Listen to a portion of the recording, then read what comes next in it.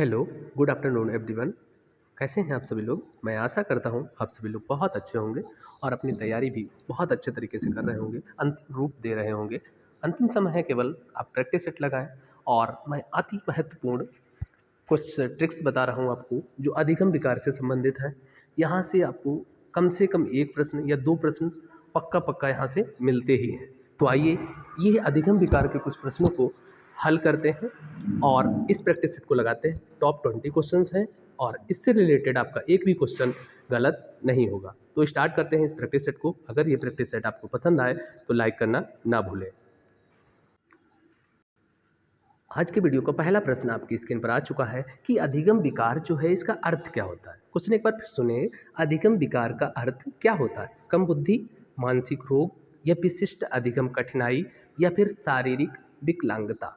तो आप बताएंगे कि अधिगम विकार क्या है। तो इसका मतलब होता है विशिष्ट अधिगम कठिनाई। राइट आंसर बनेगा आपका ऑप्शन सी, विशिष्ट अधिगम कठिनाई। ये कोई रोग नहीं है, ये ऐसा विकार है जिसमें बच्चे को पढ़ने में, सीखने में कुछ कठिनाई होती है, इसी को अधिगम विकार कहा जाता है। नेक्स्ट क्वेश्चन अति महत्वपूर्ण प्रश्न है, पिछले एग्जाम्स में ये पूछा गया प्रश्न है। पढ़ने से संबंधित जो अधिगम विकार होता है उसे क्या कहते हैं? पढ़ने से संबंधित अधिगम विकार जो होता है उसे क्या कहते हैं? डिस्ग्राफिया, डिसलेक्सिया, डिसकैलकुलिया या डिस्प्रैक्सिया। राइट आंसर बनेगा आपका ऑप्शन बी, डिसलेक्सिया। जिसमें पढ़ने से संबंधित परेशानी बच्चे को होती है वो डिसलेक्सिया के तहत आता है। नेक्स्ट क्वेश्चन, अगला प्रश्न है, लिखने में कठिनाई किस विकार से जुड़ी हुई है? लिखने में कठिनाई किस विकार से जुड़ी है? डिसलेक्सिया, डिसकैलकुलिया, डिस्ग्राफिया या फिर डिस्फेजिया जिसे कहा जाता है, उससे जुड़ी हुई है। तो लिखने की जो कठिनाई है बच्चे को वो डिसग्राफिया में होती है। डिसलेक्सिया में अभी आपको ऊपर बताया गया था, डिसलेक्सिया में पढ़ने में कठिनाई होती है और डिस्ग्राफिया में लिखने में कठिनाई होती है। और डिसकैलकुलिया जो है ये आपका गणितीय संबंधी जो समस्या है उससे संबंधित होता है। Option C is the correct answer. Next question के साथ आगे चलेंगे।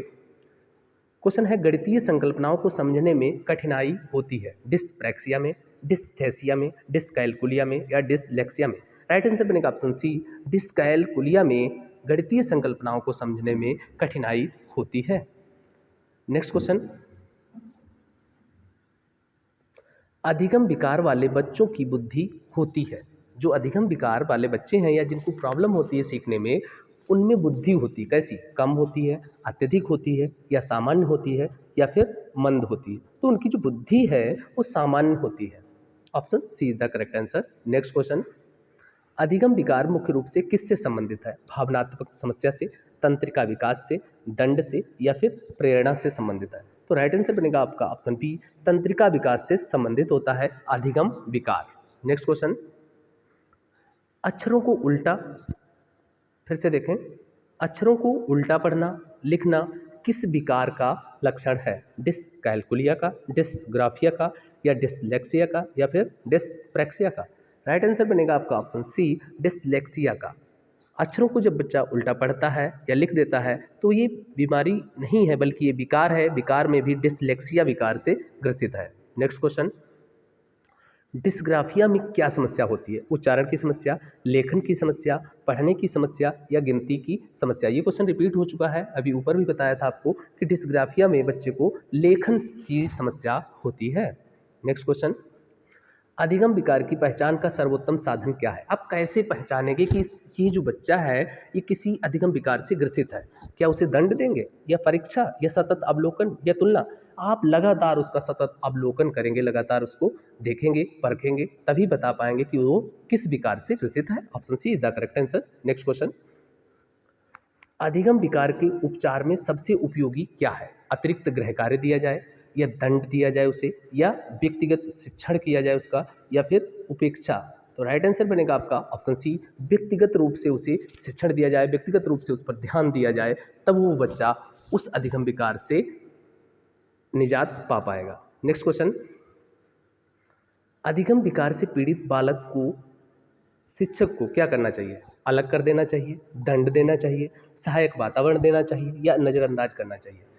मान लीजिए कि कोई आपकी कक्षा में बालक अधिगम विकार से पीड़ित है, तो ऐसे में आप एक शिक्षक के नाते क्या करेंगे? क्या उसे अलग कर देंगे? कभी नहीं। क्या दंड देंगे? ये भी उचित नहीं है। नजरअंदाज करेंगे? नहीं। उसे सहायक वातावरण प्रदान करेंगे। Option C is the correct answer. Next question, dyscalculia में बच्चा कठिनाई अनुभव करता है किसका? शब्द पहचान में, वाक्य निर्माण में, संख्या व गणना में या लेखन गति में। डिसकैलकुलिया में अभी आपको उपरोक्त प्रश्नों में मैंने बताया कि संख्या व गणना में उसे प्रॉब्लम आ सकती है, इसलिए ऑप्शन सी के साथ जाएंगे। नेक्स्ट क्वेश्चन, अधिगम विकार जन्मजात या आकस्मिक, अर्जित या फिर विकासात्मक या सामाजिक क्या हो सकते हैं?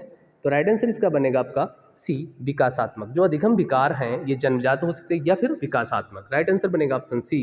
नेक्स्ट क्वेश्चन के साथ चलेंगे, अधिगम विकार वाले बच्चों के लिए उपयुक्त क्या है? जो अधिगम से ग्रसित है, अधिगम विकार से ग्रसित बच्चा है उसके लिए क्या उपयुक्त है? एक जैसी शिक्षण विधि लागू की जाए या लचीली शिक्षण योजना, कठोर मूल्यांकन किया जाए या अधिक परीक्षा की जाए? तो राइट आंसर बनेगा आपका ऑप्शन बी, लचीली शिक्षण योजना। उसके लिए कुछ लचीली शिक्षण योजना अलग से बनाई जाए। नेक्स्ट क्वेश्चन, अधिगम विकार का समाधान नहीं है। प्रश्न एक बार फिर सुने, अधिगम विकार का इनमें से कौन सा समाधान नहीं है? परामर्श देना, विशेष शिक्षण, पुनर्बलन या दंड। नेगेटिव वर्ड आपने पकड़ लिया। दंड जो है ये नेगेटिव वर्ड है, ये अधिगम विकार का समाधान नहीं हो सकता है। नेक्स्ट क्वेश्चन, अधिगम विकार वाले बच्चों में आत्मसम्मान बढ़ा हुआ होता है, प्रभावित हो सकता है, कोई प्रभाव नहीं होता है या फिर अत्यधिक होता है? तो राइट आंसर बनेगा ऑप्शन बी, प्रभावित हो सकता है। जो अधिगम विकार से ग्रसित बच्चे हैं उनका जो आत्मसम्मान है वो प्रभावित हो सकता है। नेक्स्ट क्वेश्चन, भाषा से संबंधित विकार क्या कहलाता है? अगर मान लीजिए बच्चे को भाषा समझने में कोई प्रॉब्लम आ रही है, उससे संबंधित जो विकार है वो क्या कहलाता है? डिस्प्रैक्सिया, डिसकैलकुलिया, डिस्फेजिया या डिसलेक्सिया कहलाता है? राइट आंसर बनेगा आपका ऑप्शन सी, डिस्फेसिया कहते हैं उसे या डिस्पेसिया भी कहा जाता है। तो राइट आंसर बनेगा ऑप्शन सी, भाषा से संबंधित। नेक्स्ट क्वेश्चन, अधिगम विकार को पहचानने में सबसे महत्वपूर्ण भूमिका किसकी है? अधिगम विकार को पहचानने में सबसे महत्वपूर्ण भूमिका किसकी होती है? सहपाठी की, शिक्षक की या समाज की या फिर प्रशासन की? तो राइट आंसर बनेगा ऑप्शन बी, शिक्षक होने के नाते आपको पता होना चाहिए कि आपका कौन सा बच्चा किस अधिगम विकार से ग्रसित है। नेक्स्ट क्वेश्चन, अधिगम विकार को कैसे देखा जाना चाहिए? अधिगम विकार को कैसे देखा जाना चाहिए? दोष के रूप में, असफलता के रूप में, विशेष आवश्यकता के रूप में या आलस्य के रूप में? जो भी नेगेटिव वर्ड हैं ये कभी नहीं सही हो सकते। जैसे दोष के रूप में कभी नहीं होगा, असफलता के रूप में भी नहीं और आलस्य के रूप में बिल्कुल स्वीकार नहीं किया जा सकता। उसे विशेष आवश्यकता के रूप में आप देखेंगे, उसे विशेष ध्यान देंगे तो वह उस अधिगम विकार से निजात पा लेगा। नेक्स्ट क्वेश्चन, समावेशी शिक्षा में अधिगम विकार वाले जो छात्र हैं उनको क्या किया जाता है? अलग रखा जाता है, सामान्य कक्षा में सहयोग के साथ पढ़ाया जाता है या परीक्षा से बाहर किया जाता है या फिर दंडित किया जाता है? तो राइट आंसर बनेगा उन्हें सामान्य कक्षा में सहयोग के साथ पढ़ाया जाता है। आपकी समावेशी जो कक्षा है उसमें अधिगम विकार से ग्रसित कोई भी छात्र हैं तो क्या करेंगे? उन्हें सामान्य कक्षा में सहयोग के साथ पढ़ाते हैं। अब देख लीजिए इस पर आधारित कुछ व्याख्या है वो समझते हैं। अधिगम विकार क्या है? तो अधिगम विकार वह स्थिति है जिसमें बालक की बुद्धि सामान्य होने पर भी उसे पढ़ने, लिखने, गणना करने में असामान्य कठिनाई हो सकती है। सामान्य कठिनाई हो सकती है, ये असामान्य कठिनाई उसे हो सकती है। यही अधिगम विकार है। ये कोई बीमारी नहीं है बल्कि तंत्रिका तंत्र से जुड़ी हुई ये उसकी समस्या है, तंत्रिका विकास से जुड़ी समस्या है। प्रमुख अधिगम विकार को एक बार फिर से हम लोग देख लेते हैं। डिसलेक्सिया यानी पढ़ने में कठिनाई जब होगी तो उसे डिसलेक्सिया से वो ग्रसित है। डिसग्राफिया में लिखने में कठिनाई होती है। डिसकैलकुलिया में गणित या संख्या में कठिनाई होगी, गणना करने में उसे कठिनाई होगी। डिस्प्रैक्सिया में मोटर समन्वय की समस्या होती है। डिस्फेसिया में भाषा अभिव्यक्ति में कठिनाई होती है, यानी भाषा से संबंधित जो विकार है वो डिस्फेसिया है। आज की वीडियो में इतना ही, फिर मिलेंगे नेक्स्ट वीडियो में। और आप सभी को कल के लिए और परसों जिनका सीटेट का एग्जाम है हार्दिक शुभकामनाएं। आप लोग पेपर में बहुत अच्छा करें। फिर मिलते हैं, तब तक के लिए जय हिंद, जय भारत।